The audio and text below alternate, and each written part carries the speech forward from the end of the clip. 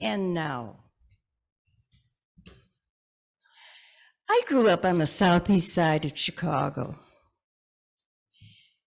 This was near the end of the Great Depression. At that time, blazing smokestacks meant really good paying jobs. Wetlands were often drained or filled with garbage and other debris to make room for development. One of our so-called wetlands, one of our so-called landfills grew to a height of 30 feet. Today, that site is a recreational park, but I still recall the stench of raw garbage which drifted from that site. A lot happened before Congress took action. Toxic rivers caught fire, crude oil spilled onto the California coast, and our American eagle was endangered by DDT. But Americans also realized, regardless of political party, that toxic waste was killing us. In just one incident, 200 deaths were caused by a chemical fog which wrapped around New York City in 1966. On April 20th, 1970, the first Earth Day, millions marched and called for action.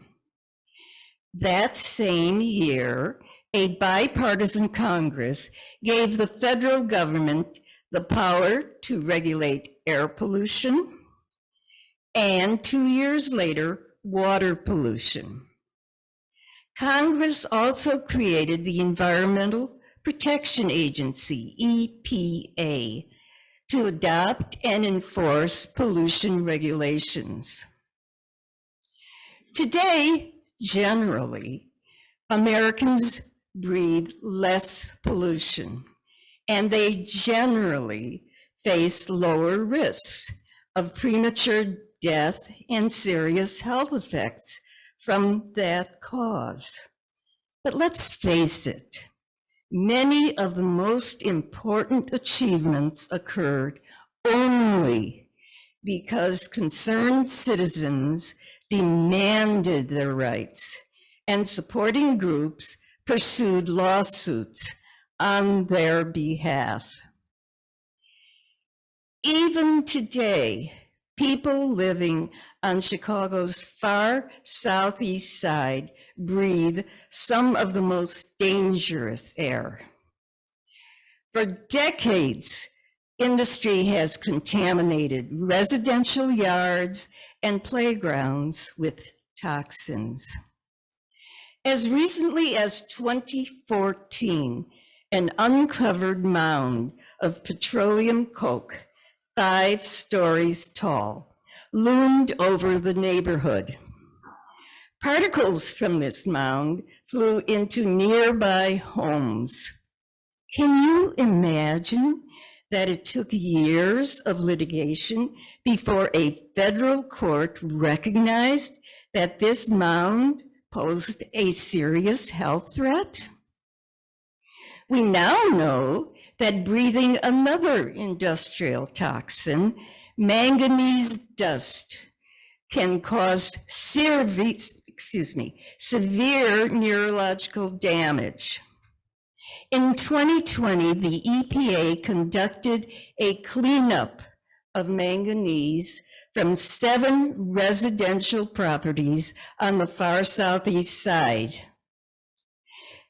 Continuous air monitoring equipment now has been tracking the levels of that toxin to maintain what is believed are tolerable limits.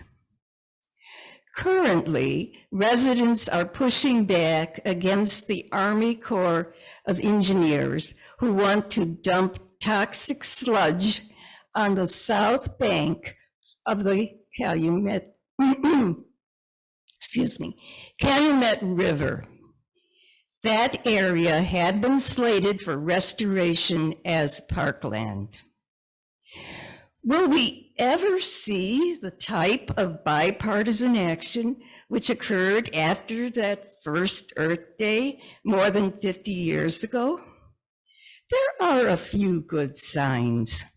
Some polls indicate that more Americans are becoming aware that global warming, another byproduct of industry, poses a threat to all of us, regardless of our zip code. Renewables are gaining popularity.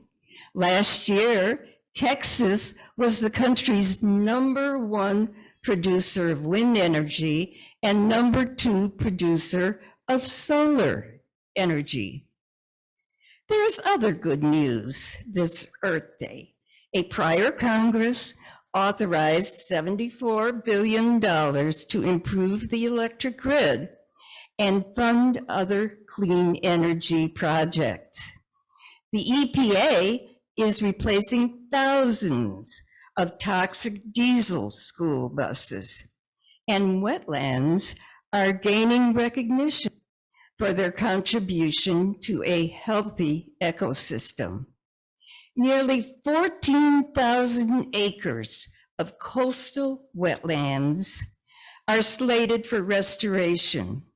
Closer to home, more than 100 acres of wetlands on the southeast side are currently being restored.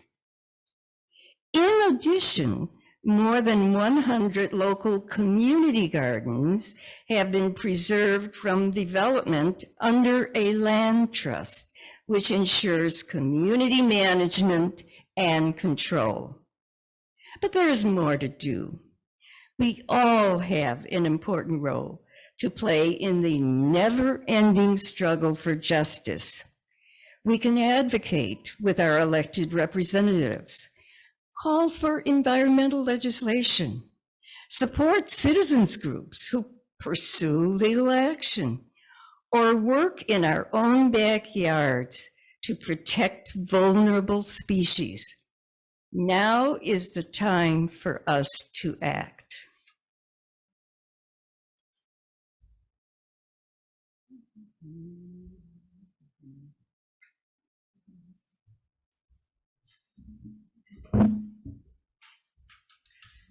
Fran and I did not talk together before this, and it's remarkable how good her 5 minutes were for leading for my part of the presentation. Before I get started, virtually all of my words come from an essay by Matt Iglesias, the author of Slow Boring on Substack. What he wrote was so inspirational for me that I basically plagiarized it, but I'm giving him credit because I cannot think of a better way to present the importance of individual action right now. You know, as Fran has pointed out, we have moved in fits and starts toward a cleaner environment in which most of the heavy lifting has been done by corporations and governments. I mean, we could protest all we wanted, but somebody, big corporations and governments had to actually act. Climate change, however, has been presented too often as a problem that individuals have to solve by getting rid of plastic straws, or eating less meat, or buying carbon offsets when they fly. All of these personal choices do matter in some sense, but actually figuring out the carbon math, how much carbon is actually not going into the atmosphere, is pretty difficult to figure out, and the relevant scales are just too tiny at the individual level. So smart people united to push a clear message that what we needed instead was collective social pressure for big picture policy change. And their efforts succeeded not with a carbon tax, which was my preference, and may still happen, by the way, but rather with the Inflation Reduction Act. And I know for sure that nobody in this audience actually knows what that act says. And I didn't until I made myself read some of it. And I now think because of that, and this is again from Matt Iglesias's polyglot, or whatever what he does, is a shift back to personal action. The IRA creates lots of subsidies and financial incentives, but the extent to which these policies succeed really does hinge on what we do as individuals. About a third of the Inflation Reduction Act climate funding goes to subsidizing consumer purchases of climate-friendly stuff. And this stuff includes insulation for your house, window upgrades, solar panels. However, it also includes two large, rarely made purchases that have a big impact on emissions. The first is an EV vehicle, and the second is a heat pump for your home.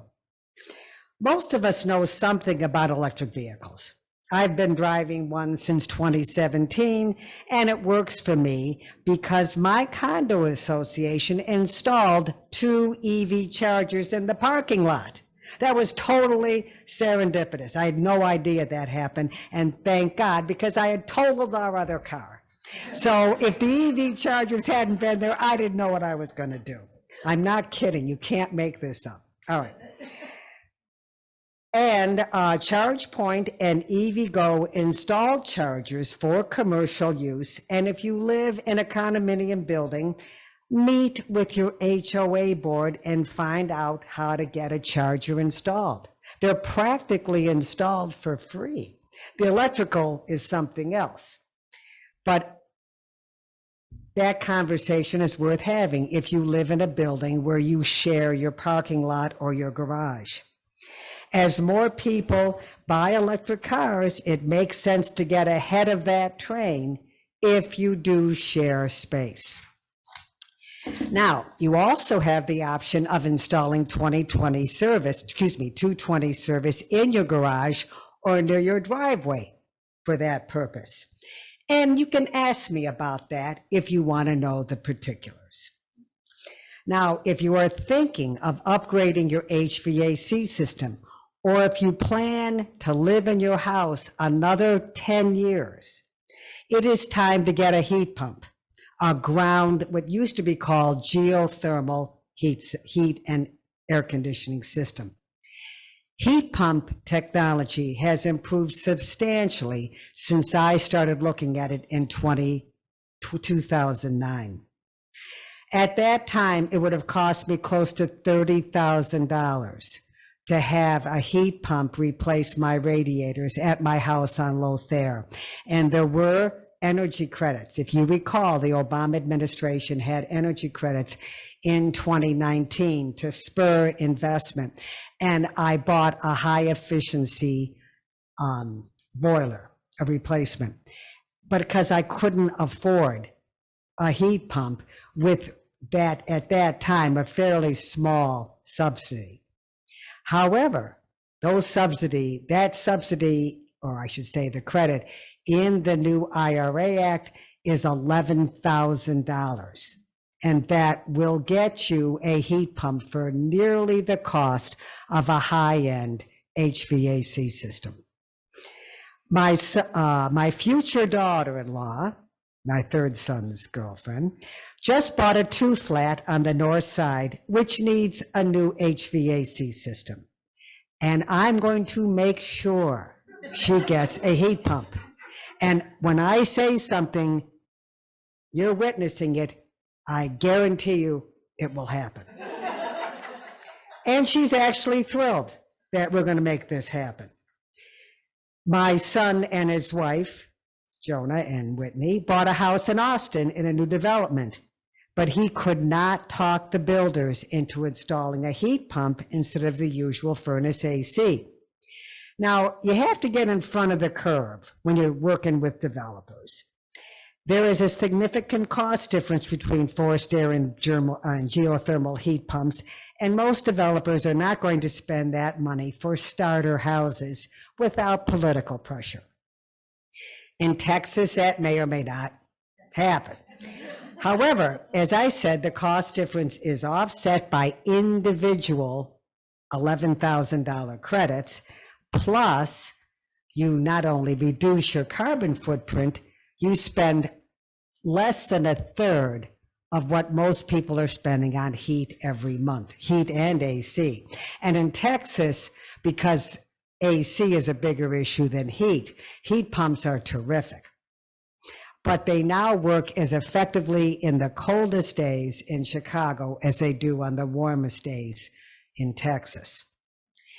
But this is where collective action is necessary, and you have to plan in advance if you're going into a housing development or your children are. But it can be done. For lots of people to replace their furnace or radiators with modern heat pumps, lots of individual human beings need to sell and install those systems. So things like heat pump installations and home weatherization require quite a few blue-collar jobs that are not going to easily be replaced by automated, by AI or robots, at least not for a while. And where have you heard that jobs was the whole reason for the Inflation Reduction Act? I don't think there's any point in giving people a hard time about flying on airplanes, since right now there's not a good alternative. I personally pay for carbon offsets, and it may be wishful thinking on my part. But once the structural conditions change, they need to be followed by individual behavior. And only individuals, you and I, can do the work of building a lower carbon economy.